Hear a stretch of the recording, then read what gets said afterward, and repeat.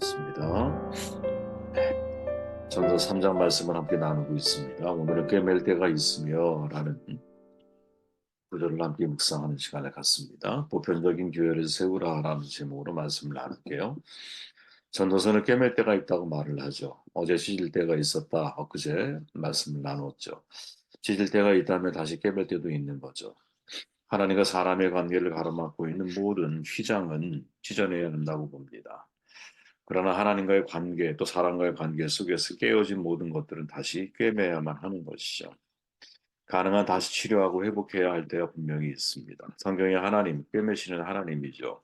모세가 말하지 않습니까? 이르시되 너희가 너희 하나님 여호와의 말을 들어 순종하고 내가 보기에 의를 행하며 내 계명에 귀를 기울이며 내 모든 규례를 지키며 내가 애굽 사람에게 내린 모든 질병 중 하나도 너희에게 내리지 아니하리니 나는 너희를 치료하는 여호와임이라.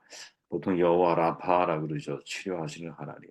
달리 표현해 보면 꿰매시는 하나님. 우리 이렇게 이해할 수 있는 것이죠. 또한 요배 고백이죠. 하나님은 아프게 하시다가 싸매시며 상하게 하시다가 그의 손으로 고치시나니 병주고 약 주는 분이다 이런 말이 아니라 아픈 부위를 고치시는 분이다. 이것을 자신이 강조하는 그러한 내용입니다.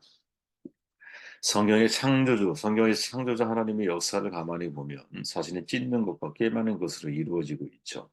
창세기 1장에 보면 나누다라는 표현이 많이 반복되잖아요. 나누다라는 말을 달리 표현해 보면 찢는다라는 말이거든요. 나누면 찢는 거잖아요. 광명을 찢어서 별을 만드시고 낮과 밤을 찢어서 시간을 만드시죠. 하나님께서 선택하신 것도 찢는다라고 볼 수 있는 거죠. 하나님의 선택이란 인류의 복을 주시는 하나님의 방식이잖아요. 하브리드를 찢으셔서 인류 전체에 복을 주시는 것. 이게 우리가 알고 있는 성경의 역사이죠. 아브라함을 부르신 것도 본토 친척에서 찢어내신 거잖아요. 야곱도 가족과 찢으심으로 베델의 하나님을 경험하게 하시는 거잖아요. 이스라엘이 선택받고 지상의 모든 나라와 구별된 것도 찢으신 거죠. 이렇게 철저하게 찢는 이유가 뭐냐? 그건 복의 통로로 꿰매기 위함인 거죠. 땅의 모든 족속이 너로 말미암아 복을 얻으리라. 이쪽에서 찢어내서 다시 이쪽으로 꿰매시는 거라는 거예요. 그러니까 사실은 찢음 속에 무엇 꿰매미 공존하고 있다라는 거죠. 경일의 한방의학과 설리현 박사가 창세기 3장을 주목하거든요.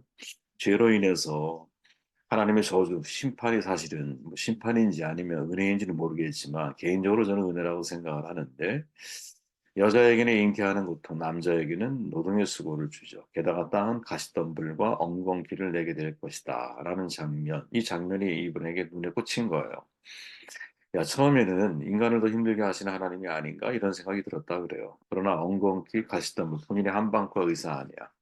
그러니까 그것을 연구하다 보니까 생각이 달라졌다는 엉겅퀴, 국가과에 속하는 다른성 본소인데 동의보감에 의하면 간을 해독하고 무엇보다도 어혈 치료에 되게 효능이 있다 그래요. 어혈은 죽은 피를 얘기하잖아, 그죠? 사실 출산 관련돼서 매우 중요한 이 효능이 있는 거라는 거예요. 그래서 유럽에서도 2000년 전부터 건강을 위해 섭취했던 식물이라 그래요. 가시덤불, 그중에 율초라는 것이 유명한데 딴 구멍에서 피가 나는 경우, 나병, 대장, 방광암, 불면, 정신분열증 여기에 아주 중요한 그런 약초 가운데 하나라 그래요. 그러니까 우리가 생각할 때 저주의 대명사 엉겅퀴와 가시덤불은 실은 잉태와 출산의 회복을 위해서 또 노동의 회복을 위해서 너무나 필요한 약초라는 거죠. 즉 찢는 것 속에 꿰매는 것이 공존한. 저는 사실 이분 글을 보면서 진짜 이 장면에서 마음이 짠해졌거든요. 이게 하나님의 마음이구나. 이 하나님은 찢는 게 목적이 아니에요. 하나님이 찢기 원하시는 건 휘장 같은 거예요. 그죠? 하나님과 인간 사이에 가로막혀 있는. 하나님이 우리의 인생을 찢으시는 이유는 본토 지적 아비집을 떠나 아브라함을 떠나라고 명령하시는 이유는 자신의 복의 통로가 되게 하기 위한 거죠. 다시 공동체를 살리기 위함이라는.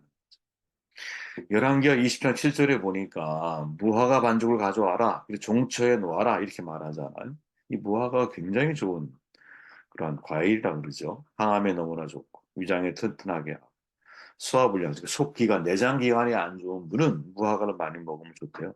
물론 뭐 너무 많이 먹으면 안 되겠지만 에스겔서에 보니까 이렇게 말하죠. 그 잎사귀는 약 재료가 되리라. 진짜 감동적인 내용 아닐까요? 아, 하나님이 잎사귀에 약을 만들어 놓으셨구나 이런 거죠. 그죠? 그 중에 하나가 엉겅퀴와 가시덤불. 우리의 눈에 볼 때 말도 이상하잖아. 엉겅퀴, 가시덤불.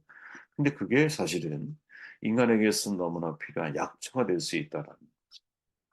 다시 말해, 눈에 볼 땐 저주처럼 보이는데 그 안에는 무엇 꿰매고자 하는 하나님, 치유하시는 하나님의 모습, 여호와 라파의 모습이 공존하고 있는 거죠. 하나님 마음이 느껴지는 거예요. 그죠? 그러니까 찢는 건 뭐냐? 꿰매기 위함이라는 거지. 하나님의 찢으심은 아름답게 꿰매기 위해서라는 것. 이걸 우리가 잊으면 안 된다.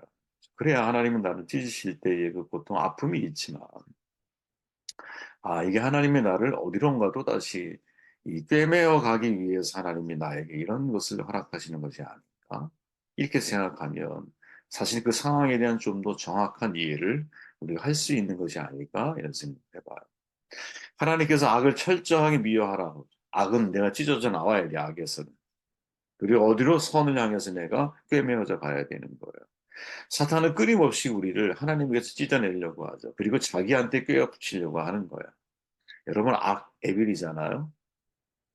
뒤집어 보면 라이브잖아요. 산다. 되게 중요한 의미가 있는 거죠. 이 영어 맞는 사람들도 바보는 아닌 것 같아요. 그죠? 뭔가 정말 언어를만 우리나라 한글이 사실 최고지만, 그죠? 전 세계 석학들이 얘기하는 거 아니에요, 언어학자들이. 근데 어쨌든 영어에도 이런 표현이 많은 거야, 그죠? 악이 뭐냐, 삶을 거스르는 거. 그러니까 삶은 어떻게 해야 돼? 악을 거슬러야 진정으로 사는 거. 그러니까 시라스 하비국스가 이렇게 말하죠. 선이 아무 일도 하지 않고 가만히 있을 때 악이 승리하게 된다. 우리가 사는 것은 뭐냐? 선으로 악을 이겨나가야 되는 거거든요. 악이 뭐냐? 선의 결여. 어거스틴이 한 말이잖아요. 그러니까 우리가 사는 동안은 내 삶을 통해서 무엇? 끊임없이 선을 통해서 악에 속해 있는 사람들을 찢어내서 선에 덧붙임을 하는 작업을 우리는 해야 되는 거죠. 하나님이 우리를 통해 하기 원하시는 중요한. 사탄은 어떠한 존재이냐? 자기 편을 만들기 위해서 두 가지 작업을 항상 진행을 하는 거야. 하나님과의 관계를 찢어서 자기와의 관계를 두텁게 하기 위해서 나에게 꿰매는 거죠. 첫 번째는 성공한 것 같아. 그죠? 아담과 하와를 통해서. 근데 둘째 단계는 성공할 것처럼 진행이 됐지만 하나님의 개입하심을 통해서 성공하지 못한 거죠.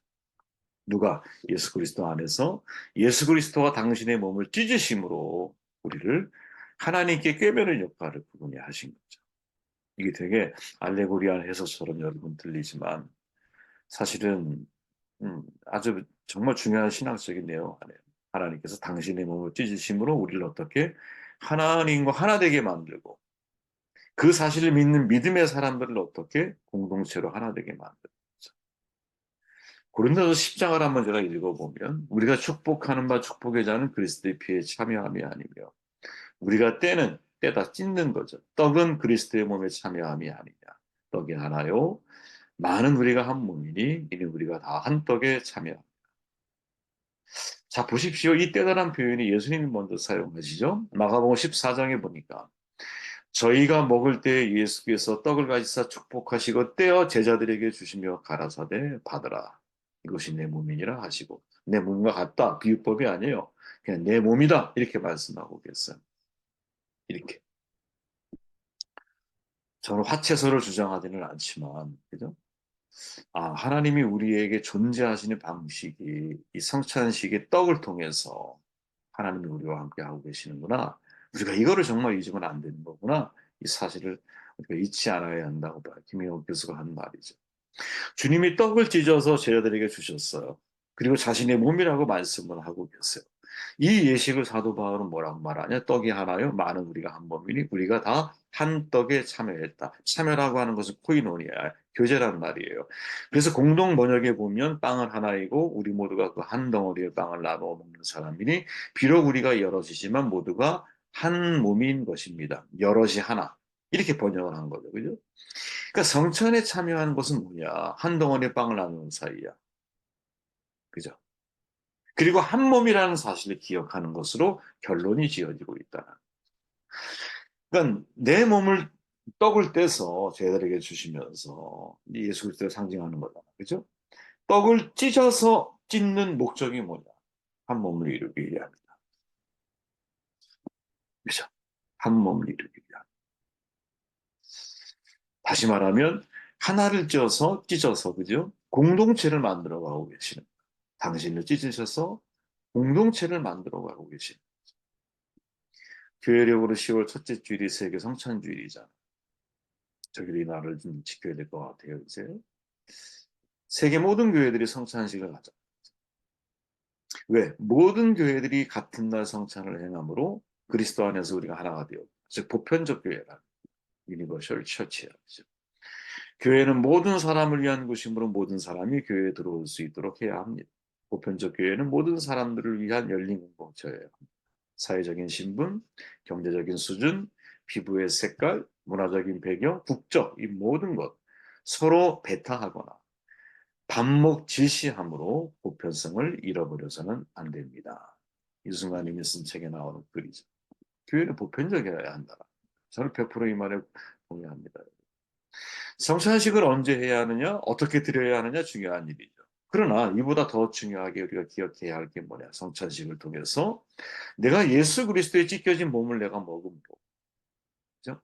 이거를 먹고 동참하는 모든 사람들과 하나됨을 추구하는 것. 이게 훨씬 더 중요합니다. 그래서 바울이 고린도 교회에게 성만찬을 강조한 이유가 뭐냐. 지금 여기가 분열 가운데 있었잖아요. 그죠? 분열 가운데 있었잖아요. 정말 다양한 계층의 사람들이 그 속에 존재했잖아. 바울의 내용 속에 감지가 되죠. 형제들아 너희의 부르심을 보라. 육체 따라 지혜로운 자가 많지 않다. 많지 않다라는 것은 없다는 말이 아니잖아요. 지혜로운 자도 있어. 한데 지혜로운 자가 많지 않아. 능한 자가 많지 않아. 역시 같은 거예요. 문벌 좋은 자가 많지 않아. 이렇게 말해요. 그죠? 분명히 반대편에 좋은 사람이 있을 거야. 지혜로운 사람, 능한 사람, 문벌 좋은 사람도 있을 거야. 그리고 이 고린도 교회는 성적으로 매우 타락한 교회, 도시였잖아요. 그죠? 이 분열의 조짐이 바울파, 그리스도파, 아볼로파, 개발파, 파벌도 있었죠. 그런데 그들을 어떻게 바울이 하나로 묶어요? 우리가 다 한 떡에 참여. 한 떡에 참여. 그리스도의 찢기심을 잊으면 안 된다. 왜 찢기셨느냐? 우리가 다 한 공동체를 이루어가기 위해서. 다시 말하면 찢음의 목적이 꿰매기 위함인 거예요. 그죠? 우리가 공동체를 잘 갖고 나아가려면 나를 찢어야 한다고 봐요. 저는 여러분. 나를 해부해요. 그리고 나를 해부해서 공동체가 공동체로 꿰매어져 갈 수 있어야 되는 거죠. 내가. 예수님이 하신 방법이잖아요. 나의 내가 찢겨지면서 공동체가 완성되어지는 것. 이게 우리가 잊지 말아야 할 찢음과 꿰매임의 성경에서 말하고 있는 중요한 교훈 가운데 하나가 아닌가 이런 생각을 해보게 되었습니다.